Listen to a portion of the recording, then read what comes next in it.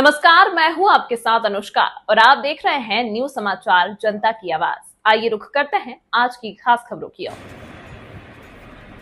महायोगी गोरखनाथ कृषि विज्ञान केंद्र एवं अंतर्राष्ट्रीय चावल अनुसंधान संस्थान के संयुक्त तत्वाधान में होगा शुगर फ्री धान का उत्पादन। आइए देखते हैं संवाददाता मुकेश कुमार रावत की खास रिपोर्ट। जी हाँ, बता दें गोरखपुर के पीपीगंज में आज दिनांक 14/9/2024 को महायोगी गोरखनाथ कृषि विज्ञान केंद्र गोरखपुर में केंद्र के वरिष्ठ वैज्ञानिक एवं अध्यक्ष डॉक्टर आर.के. सिंह की अध्यक्षता में अंतर्राष्ट्रीय चावल अनुसंधान संस्थान वाराणसी के director doctor Sudhanshu Singh, doctor Ajay, केंद्र के मृदा वैज्ञानिक डॉक्टर संदीप प्रकाश उपाध्याय व फार्म मैनेजर श्री आशीष सिंह द्वारा धान की उन्नतशील प्रजातियों व तकनीकियों पर शोध पर चर्चा की। वहीं केंद्र के फार्म एवं विभिन्न इकाइयों का भ्रमण कराया गया।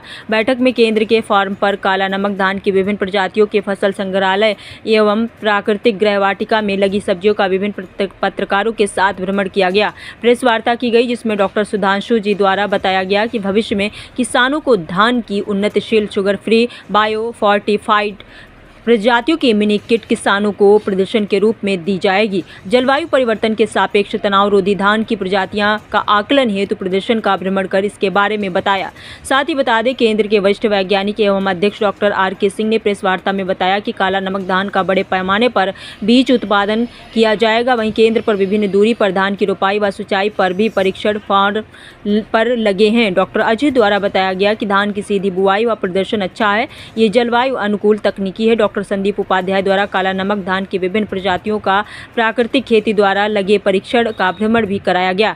इस अवसर पर केंद्र से गौरव सिंह, उन्नतशील कृषक किसान उत्पादक संगठन के डायरेक्टर रवि अरुण श्रीवास्तव, अनिल अरुण रावत, दयानंद, मुकेश कुमार रावत, राजू सिंह व पत्रकार बंधुओं के साथ बैठक कर विस्तार से चर्चा की गई। तो आइए देखते हैं आगे की रिपोर्ट। हमारे सामने डॉक्टर आर.के. सिंह साहब हैं जो इस केवीके के हेड हैं। आपसे हम जानना चाहेंगे कि आपने जो ये किस्मों की वैरायटी है जैसे ईडी के सराय बताए हैं, ये कितने किसानों के साथ आपने इस पे प्रोग्राम बनाया? सबसे पहले तो आप सभी लोगों को मेरा नमस्कार। मैं doctor R K. Singh, senior scientist एवं हेड, महायोगी गोरखनाथ कृषि विज्ञान केंद्र चौक माफी, पीपीगंज, गोरखपुर। साथियों, मैं आपको ये बताना चाहता हूँ विगत 3 साल से ईडी का ट्रायल हम लोगों के साथ चल रहा है। पिछले साल हमने करीब 22 से 24 लाख रुपए का seed government of Uttar Pradesh UP government को मैं सप्लाई दिया हूं, जिसमें हमारे पूर्वांचल के मैक्सिमम ज़िले कवर किए गए हैं। साथ में इस समय प्रेजेंट टाइम में मेरे फार्म पे ईडी के द्वारा जो है कुल 35 प्रजातियां लगी हैं, जिसमें कुछ सूखा रहित भी हैं, हम लोग उस पर भी काम कर रहे हैं। कुछ ज़्यादा पानी आने पर भी किसान घबरा जाता है, उसकी भी हम लोग प्रजातियों का यहाँ टेस्टिंग कर रहे हैं और ये देख रहे हैं कि इसमें इसका क्या रिजल्ट है। जैसा कि अभी फार्म पे सर भी आए हुए हैं, ईडी के डॉक्टर सर भी हैं और अजय भी हैं। जानना चाहते हैं कि जैसे अभी आपने कहा कि यहाँ कुछ ऐसी किस्में भी आई हुई हैं जिसमें हम किसानों के साथ बातचीत करके वो जो सूखा में भी हो सकती हैं और बाढ़ में हो सकती हैं। जी जी। तो हमारा जो ये क्षेत्र है ये बाढ़ मतलब प्रभावित क्षेत्र है। जी, तो कितने बाढ़ प्रभावित क्षेत्रों में आपने दौरा किया और उनसे बात किया, किस किस्मों को लगवाया? देखिए, हमने अभी जो है करीब आपके यहाँ 2000 एकड़ में जो है बाढ़, जहाँ पे बाढ़ ज़्यादा आती है वहाँ पे मेरे और कृषि विभाग के माध्यम से प्रजातियाँ जो है लगाई जा चुकी हैं। और मैं पिछले 2 साल से मैं यहाँ देख रहा हूँ, पिछले साल भी हम लोग बाढ़ की ज़्यादा चपेट में नहीं रहे और इस बार भी बाढ़ का उतना प्रकोप हमारे गोरखपुर में नहीं रहा जिस तरह से होना चाहिए। विगत 5-10 साल पहले जो बाढ़ की स्थिति थी, इस समय काफ़ी जो है कंट्रोल कंडीशन में है। करीब 1000 एकड़ से ऊपर हम लोगों ने किसानों के यहाँ सीड बाढ़ वाला बीज जो मतलब ज़्यादा पानी वाटर लॉगिंग कंडीशन में होता है वहाँ हम लोगों ने दिया है। और बताने की कृपा करेंगे क्या जहाँ पे आपने लगवाया इस फसल को? हाँ, हमारा जो है मैं ब्लॉक बता दूंगा और लिस्ट भी मैं किसानों को अपने ऑफिस से प्रोवाइड करा दूंगा। जंगल कौड़िया का ब्लॉक है हमारा, जो है सरदार नगर का कुछ पार्ट है जो है सर किस क्षेत्र में भरोहिया का है।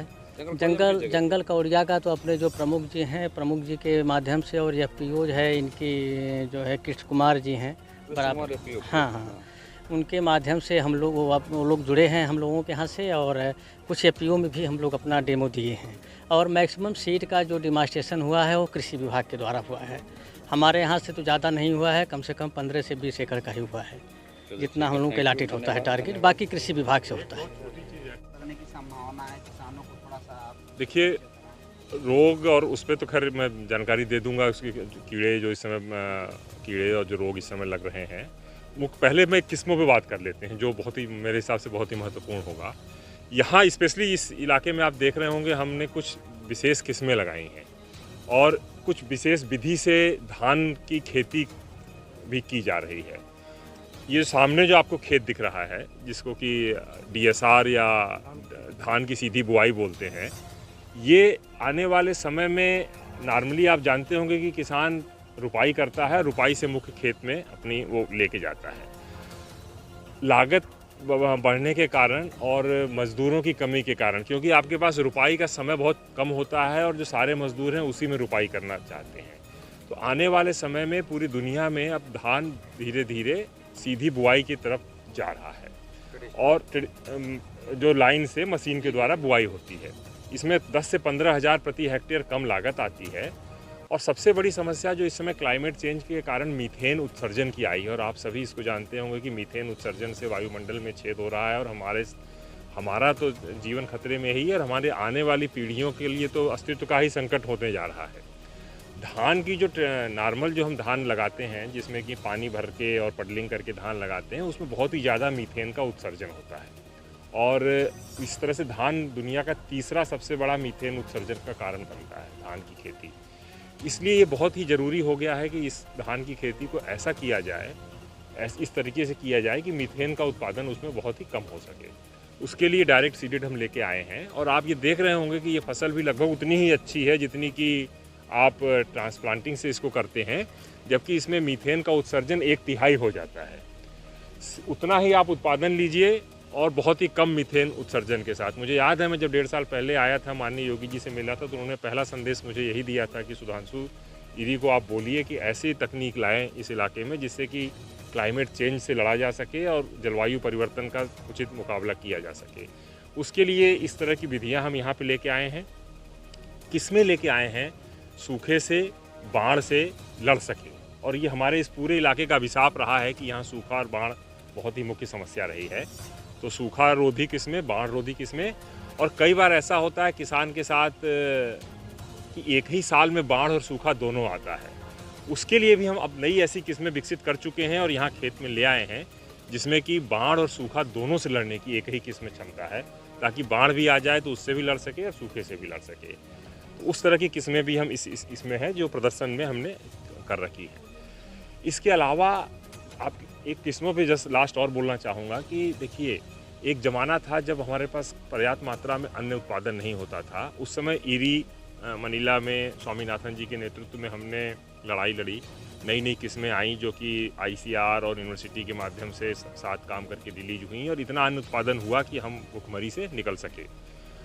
IR8 और ये सब सरजू 52 ये मुख्य रूप से हमारी किस्में हैं ईरी के द्वारा जो निकाली गई थी। लेकिन अभी भी एक समस्या आ रही है कि अब पेट तो हमारा भरा रहता है लेकिन उसमें जो आवश्यक माइक्रोन्यूट्रिएंट हैं उनकी कमी हो जाती है, या खाने के बाद हमारा शुगर लेवल चावल का बढ़ जाता है। मैं इंस्टीट्यूट का डायरेक्टर हूँ, चावल पे काम करता हूँ, लेकिन चावल थोड़ा ही खाता हूँ क्योंकि मुझे 20 से 25 साल से डायबिटीज़ है। हम अब ऐसी नई किस्में ला रहे हैं और ये शीघ्र ही आपके गोरखपुर में ला के यहाँ भी टेस्ट करने वाले हैं 1-2 साल के अंदर ही, जिसमें कि ये क्षमता है कि उसका जो ग्लाइसेमिक इंडेक्स है जिससे कि शुगर बढ़ता है वो गेहूं के बराबर ही हो जाएगा। तो खाने के बाद जैसे रोटी खा के हमारा शुगर नहीं बढ़ता है, वैसे ही चावल खाने के बाद हमारा शुगर नहीं बढ़ेगा, और इस पर हमने सफलता पा ली है और उसको बहुत ही निकट भविष्य में यहाँ लाएंगे। और किसानों को निश्चित रूप से ही इस तरह की किस्में बोने पे उनका बाज़ार में वैल्यू भी ज़्यादा मिलेगी। इस तरह से ऐसी किस्में भी आ रही हैं जिसमें जिंक और आयरन ज़्यादा है, ताकि बच्चे हमारे खाएँ तो उनको फ़ायदा हो सके। इस तरह की कई चीज़ें हैं जिस पे हम काम कर रहे हैं। बीमारियों के लिए भी इस समय इस समय आप देख रहे होंगे कोई यहाँ खास बीमारी नहीं है, लेकिन जब इंसेक्टिसाइड्स डालने के लिए हम कहेंगे इसमें राइस में ब्राउन हॉपर और ये सब जब आएंगे तो उसके हिसाब से, लेकिन उसमें हमारी राय ज़रूर होगी कि प्रॉपर रूप से देख लें और अगर ज़रूरत हो तभी डालें। अन्यथा कई बार किसान केवल कुछ पौधों को ही देख के डाल देता है और वो एक्सेस में डालता है, जिससे कि हमारे स्वास्थ्य को भी नुकसान पहुँचता है। तो 2-3 जो मुख्य बीमारियां हैं, ब्राउन प्लॉट, हॉपर और स्पॉट, ये सब चीज़ें अभी इस समय नहीं हैं, तो वर्तमान में उस पर मैं राय दूंगा कि कोई दवाई का उपयोग नहीं। धन्यवाद। और हम आज इस पतित पावन धरती जो हमारी है गोरक्ष नगरी में ही होती है, और संयोग से ये गोरक्ष की देन है कि आज हम यहाँ पे खड़े हैं। और बहुत गौरव के साथ कहना पड़ता है कि यहाँ की जो KVK है बहुत अच्छे तरीके से काम कर रही है। तो इस संदर्भ में आप दूर दराज से आए तो कृपया एक थोड़ा सा परिचय आपके साथ होते हैं। जी, सभी को मेरा नमस्कार। और निश्चित रूप से इस पावन भूमि पे आके काफ़ी मेरा नाम सुधांशु सिंह है। मैं अंतर्राष्ट्रीय धान या चावल अनुसंधान केंद्र जो फिलीपींस मनीला में है उसका साउथ एशिया, दक्षिणी एशिया का पूरा कार्य देखता हूँ मैं। और बनारस में एक माननीय मोदी जी के निर्देशन में एक इंस्टीट्यूट बनाया गया है जिसको कि ईरी का साउथ एशिया रीजनल सेंटर बोलते हैं, उसका निदेशक भी हूँ। माननीय योगी जी के निर्देशन में क्लाइमेट रिजिलिएंट और ट्रेडिशनल राइसेस जो मौसम के अनुरूप खेती कैसे की जाए, साथ में जो ट्रेडिशनल राइसेस हैं जैसे हमारा काला नमक या इस तरह का, उनका कैसे उत्पादन बढ़ाया जाए और कैसे उस पर काम किया जाए, उस संबंध में कई परियोजनाएं हमने इस KVK में लगाई हैं। और उसमें कई अंतर्राष्ट्रीय संस्थानों के सहयोग से यहाँ पे काम शुरू किया है पिछले विगत 2-3 वर्षों में। तो उसी सिलसिले में हम यहाँ आए हैं और उसका समय समय पर आके अवलोकन करते हैं। साथ में चौक माफ़ी और चौक उस पर भी जो हमारा फार्म है चौक बाज़ार, उस पर भी हम KVK के साथ वहाँ पे भी कुछ काम शुरू कराया हुआ है। तो उसी सिलसिले में उसके अवलोकन के लिए यहाँ आए थे। इसमें इस कृषि विज्ञान केंद्र में कितनी वैरायटी के काला नमक लगाए गए? देखिए, यहाँ मुख्य रूप से 3-4 चीज़ों पे काम चल रहा है। एक तो जैसा मैंने बताया आपको, जो ट्रेडिशनल काला नमक राइसेस है उस पर काम कर रहे हैं। उसमें 3-4 तरह के काम अलग अलग चल रहे हैं। एक तो जो काला नमक की संवर्धित किस्में हैं जो समय समय पर रिलीज हुई हैं उनके साथ, और जो नई किस्में हैं उनकी टेस्टिंग का काम चल रहा है।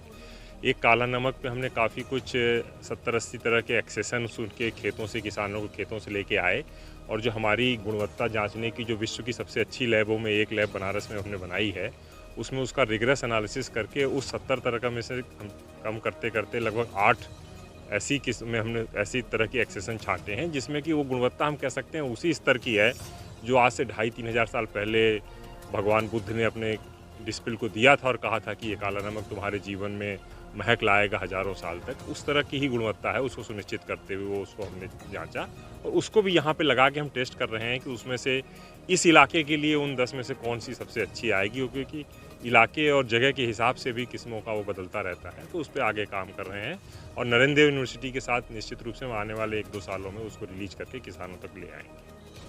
धान की उन्नतशील किस्मों की जानकारी किसानों तक नहीं सामान्यतः हो पाती है। जैसे काला नमक धान में कौन सी धान की वैरायटी को वो अपने खेतों में लगाएं, रोपें, इसकी जानकारी सामान्यतः किसानों को नहीं हो पाती। इसके लिए आप लोग क्या कर रहे हैं?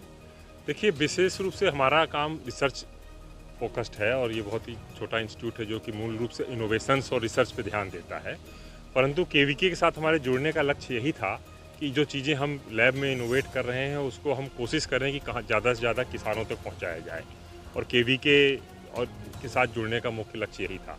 कृषि विभाग निश्चित रूप से किसानों तक जा रहा है और मुझे ये भी बताते हुए हर्ष है कि माननीय योगी जी के कृपा और निर्देशों से बहुत जल्दी उत्तर प्रदेश में एक बहुत बड़ा UP एग्री प्रोजेक्ट भी वर्ल्ड बैंक के द्वारा लॉन्च हो रहा है, जिसमें बहुत ही बड़े स्तर पर इन सभी तकनीकियों को, इन सभी जानकारियों को किसानों तक पहुंचाने पे कार्य होगा और उस पे गोरखपुर जिला भी आपका उसमें एक बहुत महत्वपूर्ण जिला रहेगा। इस KVK के माध्यम से भी काम होगा। सर, कौन कौन से रोग लगने की संभावना, जैसे बरसात